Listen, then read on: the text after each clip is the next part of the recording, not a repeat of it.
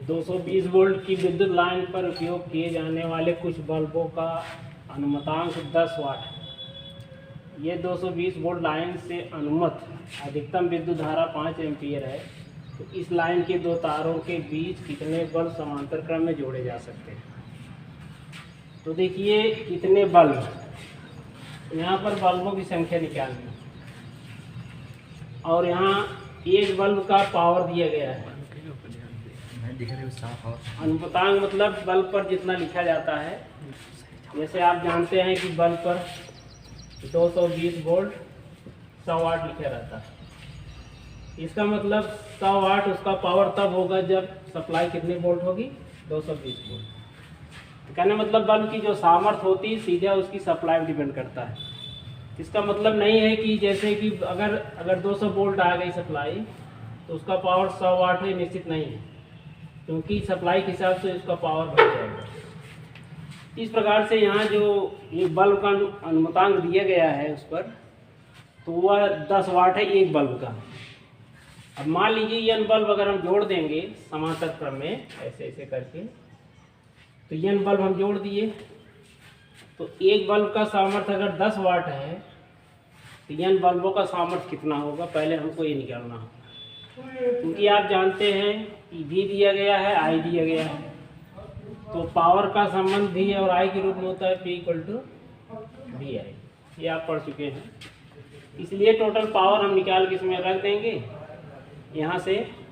अब यन बल्बों का पावर कितना होगा समांतर क्रम जोड़ने पर, क्योंकि आप जानते हैं समांतर क्रम वोल्टेज समान होता है भी। जब भी समान होगा और सभी बल्बों का प्रतिरोध यहाँ क्योंकि P = VI होता है। अब भी का मान आप कैसे, भी का मान यहाँ दिया गया है और समांतर क्रम सभी बल्बों का वोल्टेज समान होता है, इसलिए क्या अंतर होगा किसमें, आइए पहले इसको समझते हैं। जैसे समांतर क्रम में आप जोड़ दिए तो सब बल्बों में धारा जो है अलग अलग जाएगी। जैसे यहाँ पर आपने जोड़ दिया, यहाँ पर एक बल्ब जोड़ दिया, दूसरा बल्ब जोड़ दिए, यहाँ तीसरा बल्ब जोड़ दिए। तो अगर पावर सबका 10-10 वाट है, 10 वाट इसका 10 वाट इसका है, तो यहाँ पर सप्लाई अगर 220 वोल्ट आ रही है तो सभी बल्बों का पावर जो है 220 वोल्ट होगा। इसका भी होगा, इसका भी, इसका भी। ये आप जानते हैं समांतर क्रम में वोल्टेज समान होता है। अंतर किस में होगा? अब देखिए V दिया है, वोल्टेज दिया गया है, सॉरी P दिया है, V दिया है। इससे आप क्या निकाल सकते हैं बल्ब का? तो यहाँ से R निकाल लेंगे आप। R = V²/P। ये आप जानते हैं कि यहाँ पर क्योंकि समांतर क्रम में जोड़ा गया है, इसका मतलब हमको R निकालना पड़ेगा। और समांतर क्रम में R के लिए फार्मूला आप पढ़ चुके हैं, 1/R = 1/R1 + 1/R2। ऐसे ऐसे करके मान लीजिए n बार है तो n बार आता है। ये फार्मूला लगा करके हम R का मान निकालेंगे। R का मान निकाल करके तब इसमें हम रखेंगे, ठीक, P के रूप में, तब हमारा आंसर आएगा। पहले आइए हम R निकालते हैं, हर बल्बों का प्रतिरोध कितना है। तो भी यहाँ वोल्टेज मान लीजिए भी यहाँ दिया गया है, भी रखने की कोई ज़रूरत नहीं है। अब यहाँ पर मान निकालेंगे क्योंकि भी वोल्टेज सबके लिए समान है और पावर भी समान है, इसलिए सभी बल्बों का प्रतिरोध भी समान होगा। मान लीजिए n बल्ब अगर समांतर क्रम जोड़ दिए हैं तो सबका मान लीजिए प्रतिरोध R है, तो यहाँ पर हो जाएगा 1/R + 1/R। ऐसे ऐसे n टाइम्स करेंगे तो n/R आ जाएगा।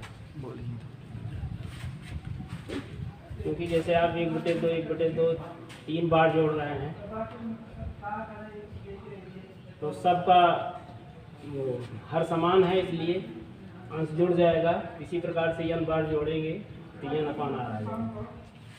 इसलिए यहाँ पर R जो है एक बल्ब का प्रतिरोध है और यहाँ जो R है वह समांतर क्रम जोड़े गए n बल्बों का टोटल कुल प्रतिरोध है।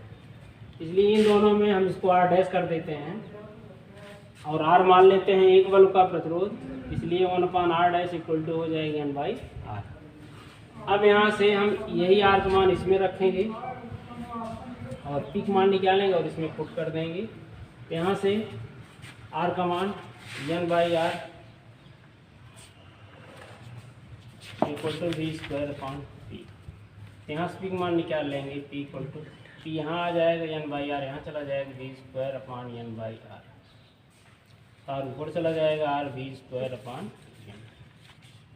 यही पी का मान होगा सभी बल्बों का कुल सामर्थ्य। यही पी का मान इसमें रख देंगे तो P equal to V I है, तो पी का मान रखेंगे R V square upon N equal to V into I. यहाँ से एन का मान आ जाएगा, एक भी यहाँ से कैंसिल होगा तो एन इक्वल टू आ जाएगा आर इक्वल टू, तो वी स्क्वायर 220 वोल्ट है अपॉन पी का मान 10 वाट है। यहाँ पर आर एक बल्ब का प्रतिरोध है, आर इक्वल टू प्रत्येक बल्ब का प्रतिरोध,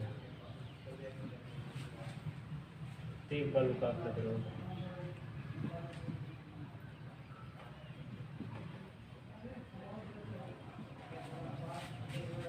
यहाँ पर 10 वाट यही रख निकाल लेंगे, यहाँ पर पुट कर देंगे, आसमान आ जाएगा। चालू रहे तो लास्ट में समझ जाइए। यहाँ बाटल आटा है गुरु जी, बाटल पानी लेकर, हाँ पानी लोटा।